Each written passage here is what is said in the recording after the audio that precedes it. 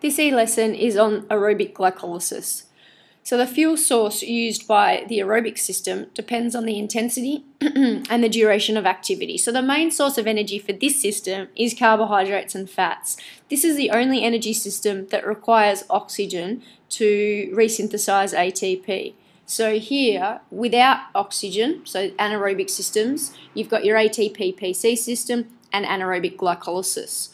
Over here, you've got your aerobic system, meaning with oxygen. So the fuel source for the aerobic system is carbohydrates for the first 90 minutes and then fats up to 4 hours. So when using the aerobic system, predominantly, any accumulated lactic acid has the opportunity to be oxidized or removed or converted back to glycogen to be used again as an energy source.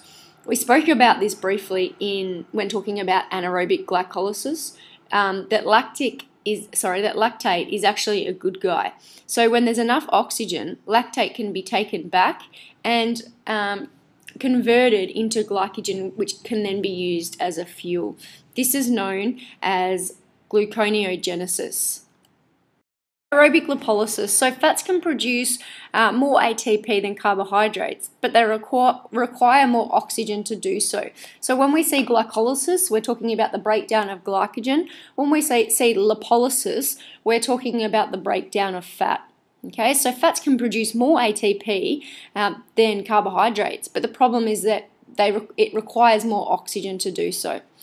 As a result of the increased oxygen cost, with the transition from carbohydrates to fats as the main fuel source, less oxygen becomes available to the working muscle and the risk of working anaerobically increases. So this possibly explains why athletes are forced to slow down when they transition from using carbohydrates to fats as a fuel source.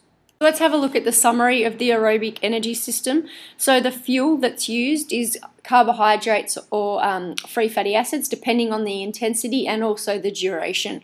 So the intensity of activity, resting and submaximal intensity, so below 80% of maximum heart rate, will rely heavily on the aerobic system. It becomes dominant after the 75-second mark and can last up to several hours.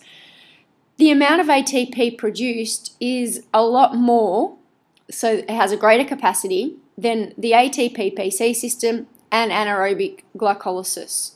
All right, so the capacity or the yield down here is actually the largest. The problem is that the rate is quite medium or slow, okay, due to the complex chemical reactions. So it has the highest capacity or the highest yield out of all three energy systems, but it has the lowest rate compared to all three energy systems. The byproducts of the aerobic system is carbon dioxide, water, and heat. Notice that these byproducts don't contribute to fatigue, so the only fatiguing byproducts that are produced by the energy systems are the lactic acid and the hydrogen ions that are associated with the anaerobic glycolysis system. So these byproducts are not fatiguing byproducts, whereas the other ones are. The disadvantage of this system is that it resynthesizes ATP slowly and that fats have a higher oxygen cost, resulting in reduced intensity. The advantage of this energy system, though, is that it resynthesizes a lot of ATP. And it also produces non-toxic byproducts. So that's actually an advantage.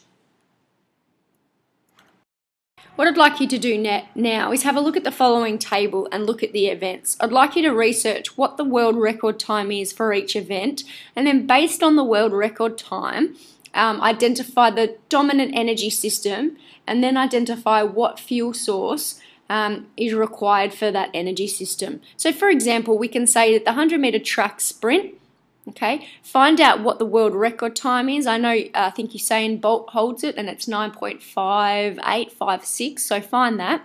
The energy system for that activity or that event is predominantly the ATP-PC system, and the fuel source for that is phosphate creatine.